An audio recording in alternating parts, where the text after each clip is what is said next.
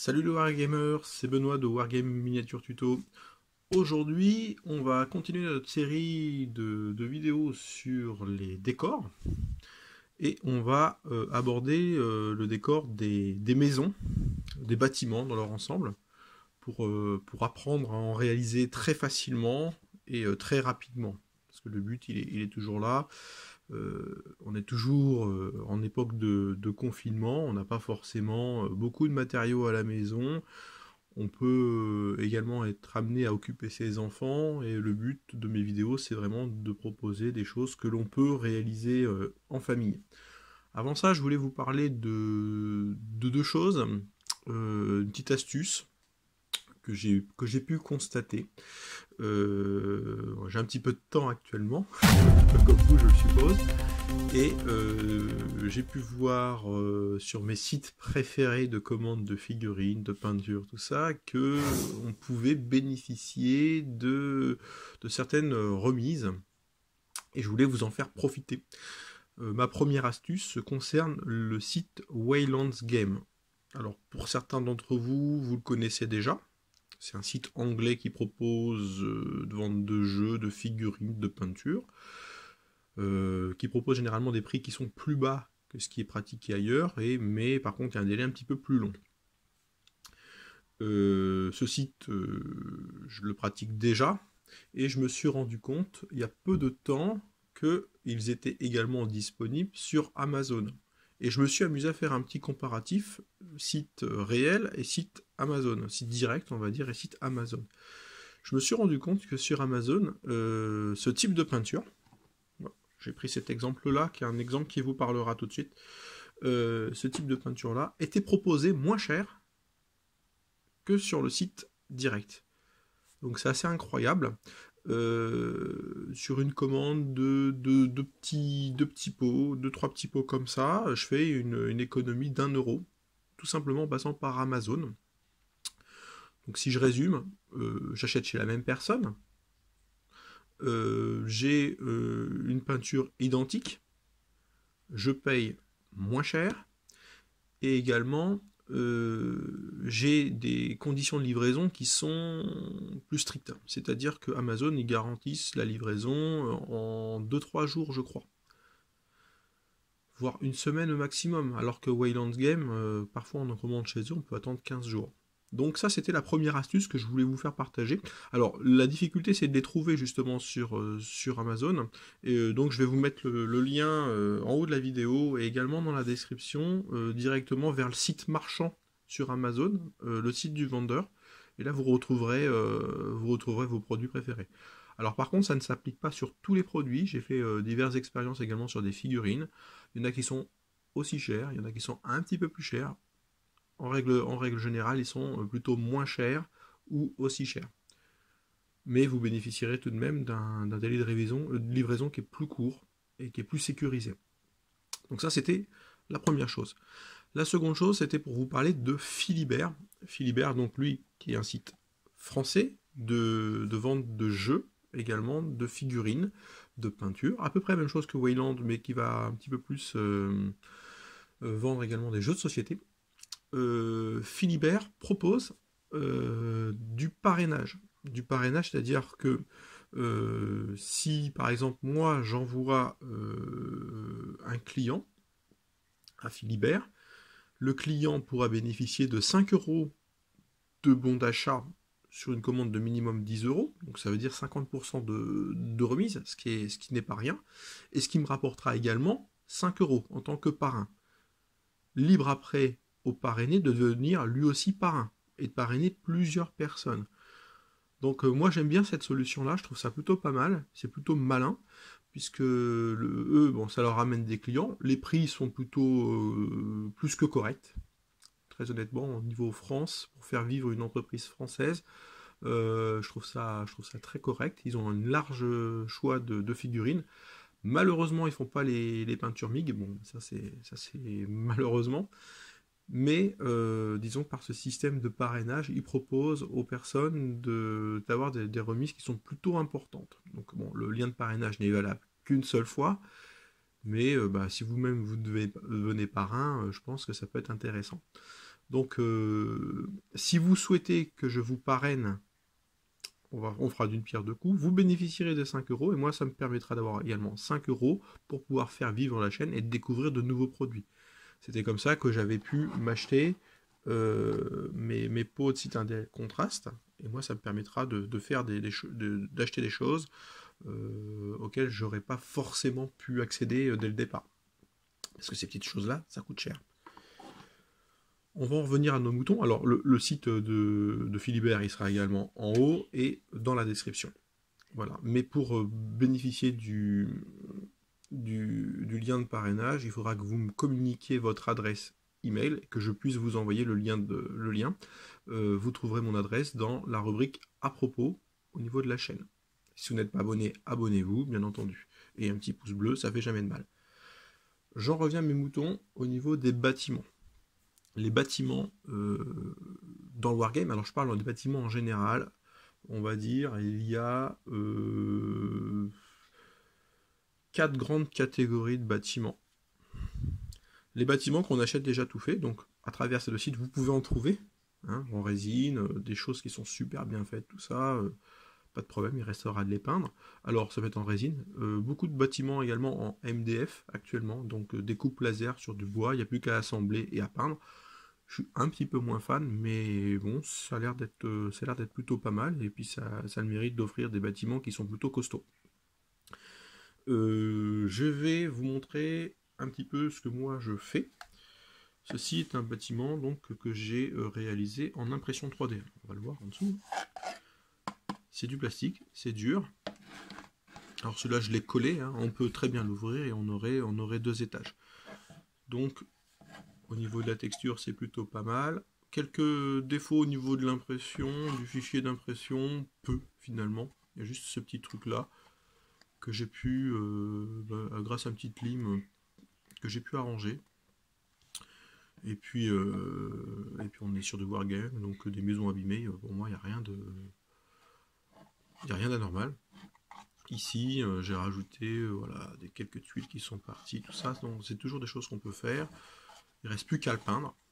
Très peu de travail de préparation, et on va dire que le rendu il est plutôt très sympa. Hop, je mets mon petit véhicule à côté. Au niveau de l'échelle est parfaitement respectée, on est sur du 1 centième. Ce type de bâtiment là, on peut l'agrandir, on peut le rétrécir, c'est tout l'avantage de l'impression 3D. Et je ferai une vidéo très prochainement sur les gens qui sont intéressés par ça, où je présenterai mon imprimante, le type de filament que j'utilise, comment obtenir ce type de fichier. Alors je rappelle que ce type de fichier il est gratuit. Donc voilà, on fait pas mal d'économies par rapport à ça pour avoir quelque chose de plutôt très bon et qui se rapproche vraiment de ce qui se fait dans le commerce. Mais aujourd'hui, je voulais également vous parler de 2 autres choses. Je vais passer très brièvement sur la troisième catégorie. Troisième catégorie de maison, c'est ce qu'on appelle les maisons en scratch. Le scratch, c'est une technique qui consiste à réaliser ces maisons soi-même de A à Z. Alors généralement à partir de balsa ou de polystyrène extrudé. On va réaliser nos petites maisons, on va faire les marquages, on va tomber sur quelque chose d'un peu plus gros que ça, parce que sur du polystyrène, on va avoir vraiment autre chose. Mais bon, ça demande beaucoup de travail et ça demande des heures et des heures de travail. Moi, j'en ai pas forcément la patience. Une maison comme ça, voilà, on laisse l'imprimante travailler et il n'y a plus qu'à peindre. Grosso modo. Et je vais vous parler d'une dernière solution, alors que j'ai trouvé il y a peu. Il y a quelques années, je réalisais ce qu'on appelle des paper models, c'est savoir des maquettes en papier. Je me suis dit, mais pourquoi ça n'existe pas pour les wargames, tout simplement? J'ai souvenir des petites maisons Warhammer qui étaient fournies dans la boîte de base, quand j'ai commencé en 95 ou 96. Et je me suis dit, mais ouais, mais bon, pourquoi ça n'existerait pas pour du 15 mm? Et j'ai regardé des échelles de correspondance. J'ai trouvé que l'échelle HO ferroviaire s'adaptait parfaitement à ça. Et j'ai trouvé 2 sites, que je vous mettrai également en lien, qui permettront de vous équiper et de réaliser des petites maisons. J'en ai réalisé, pour vous montrer un petit peu ce que ça donne. Et voilà ce que ça donne. Et on est sur des maisons qui sont vraiment super sympas. Alors je vous montre de plus près. le détail. C'est vraiment super sympa. On est sur du photoréalisme. Voilà. Alors le collage hein, est un peu fait à la va-vite. Hein. J'ai fait ça. Le but encore une fois c'est de gagner du temps. Je vais vous donner quelques petits conseils très rapidement. Alors je l'ai fait de deux manières différentes. Alors celle-là je l'ai fait tout seul, comme un grand. À travers justement une planche. Hein. C'est une simple planche A4 à imprimer. On découpe et on colle. C'est aussi bête que ça. Et cette deuxième maison, je l'ai fait d'une autre manière hier avec mon fils. Alors c'est lui qui a fait le découpage. Vous l'excuserez un petit peu du... Voilà, l'assemblage était un petit peu plus compliqué, puis je vais vous les présenter un petit peu plus en détail. Alors là on est toujours sur du photoréalisme. Au niveau de la taille, voilà, je mets un Sherman devant, ça match parfaitement. L'avantage c'est que vous avez une variété de décors qui est immense, que ça coûte quasiment rien, puisque bon, il suffit d'imprimer une feuille et de la coller, faire de l'assemblage. Donc ça vous coûte le prix d'une impression, le prix de l'électricité et la colle. Voilà. Et si je mets le Panthère à côté, voilà, c'est, on va dire, ça va vraiment venir égayer. Ça dénote pas non plus avec une impression 3D. On peut très bien mixer les deux. Et là, vous voyez, vous pouvez vous constituer un petit village très rapidement. Au niveau de mes deux méthodes de montage, donc la première, on va dire la plus sérieuse, c'est voilà, j'ai utilisé du carton plume pour réaliser les murs. Alors je ne me suis pas amusé à découper les petits onglets, les coller entre eux, voilà, j'ai vraiment fait un découpage strict au niveau des façades. Je les ai coupés et je les ai collés grâce à de la colle repositionnable. Alors voilà, ça marche très bien également avec un pinceau. Alors le conseil que je peux vous donner, si vous utilisez de la colle PVA ou de la colle papier, c'est étaler-la bien parce que sinon le papier va légèrement onduler. J'ai pas rencontré de difficultés particulières par rapport à ça et je trouve que le carton plume, vous pouvez utiliser également du carton fort, donne vraiment un aspect solide à l'ensemble. Au niveau du toit et de la cheminée, alors la cheminée je l'ai laissée en pur papier parce que bon il y avait un petit collage, là j'ai respecté le collage, et au niveau du toit j'ai utilisé un carton banal, alors je vous montre hein, ce que j'utilise, hein. Voilà, j'ai utilisé un emballage de Pop-It, tout simplement. C'est plutôt sympa à l'intérieur, la couleur est cool. Alors, je ne l'ai pas forcément fait exprès, mais on va dire que c'est une teinte qui est plutôt naturelle. Donc au niveau en dessous le toit, ça dénote pas plus que ça. Alors vous allez me dire, l'inconvénient de ce type de maquette papier, c'est peut-être le manque de relief. Alors pour ça, il faut savoir que sur la planche que l'on vous met, on propose également, alors j'en ai encore un exemplaire ici, je vais vous montrer brièvement à quoi ça ressemble. On a encore des fenêtres. Alors ici c'était des fenêtres fermées, on peut faire des fenêtres ouvertes. Non, volet fermé, volet ouvert. Si vous voulez un peu plus de relief, vous êtes tout à fait libre de recoller ça sur un petit bout de carton, découper et recoller par-dessus. Ça va vous donner un léger relief. On peut également rajouter des éléments de décor directement. Alors là, vous voyez, ça c'est un calicot, tout simplement. On peut très bien venir le coller ici. Voilà. Et couper là et rajouter quelques treilles. Pourquoi pas? Et là, vous aurez vraiment un relief. Moi, je l'ai fait vraiment de manière rapide, mais on peut faire plein de choses. Au niveau du toit également, ici, vous voyez, bon, ça représente des tuiles cassées. J'aurais très bien pu les couper patiemment, une à une, et coller un petit carton noir en dessous pour donner encore une fois du relief. Donc le problème de relief, c'est un faux problème. Le conseil que je peux vous donner, c'est lorsque vous découpez sur le bord, il faut donner un petit peu de couleur. Donc grâce à un simple feutre, on va venir colorer les champs pour éviter l'aspect blanc. Également pour les murs, là j'ai utilisé un petit crayon gris, donc, et ça marche très très bien. Je me suis amusé à peindre légèrement ici, pour voir ce que ça donnait. Ça se peint très très bien, donc là je valide totalement. Donc ça c'était la première maison, ça s'appelle Ferme Abandonnée. Et là on est sur du photoréalisme. Attention toutefois, tous les modèles proposés sur les sites que je vous donne ne sont pas des photos photoréalistes. Il y en a certaines, ce sont des dessins plus ou moins grossiers, mais bon, il y a un large choix, donc puis en même temps c'est totalement gratuit. Le deuxième que j'ai réalisé, donc que mon fils a réalisé, donc là c'est un coiffeur. qui a été un peu plus compliqué à réaliser, que j'ai voulu faire de manière à ce qu'un enfant puisse le réaliser, et donc le carton plume, c'était un peu trop dur à découper, on a utilisé simplement du carton fin, qui puisse le découper au ciseau. Voilà, là j'ai tout fait on va dire au cutter ou au scalpel, et là ça a été fait au ciseau. Donc j'ai rajouté un petit élément, la cheminée, c'est toujours un peu sympa, ça donne un petit peu de relief. Le toit était un peu plus difficile à faire, il a fallu que je fasse un petit peu MacGyver, mais le bâtiment par lui-même est sympa. Et là, vous voyez, j'ai utilisé simplement du carton. Ça se tient un peu moins bien, mais c'est un peu plus rapide à faire et c'est beaucoup plus accessible. Après, le résultat, voilà, il est déjà très très bien. Tout va dépendre de votre qualité d'impression. Encore une fois, moi j'utilise une imprimante jet d'encre assez vieille. Vous pouvez utiliser une laser. Veillez tout de même à ce que vous ayez suffisamment d'encre et qu'on ne voit pas trop les... Alors là on le voit un petit peu parce qu'il n'y a plus beaucoup d'encre. Les stries, c'est assez moche. Mais bon, pour mon fils, c'est bien suffisant. Il était très content de faire ça avec son papa. Au niveau de l'assemblage, ici j'ai réalisé, alors j'ai toujours pas utilisé les petits rabats qui sont trop compliqués à utiliser.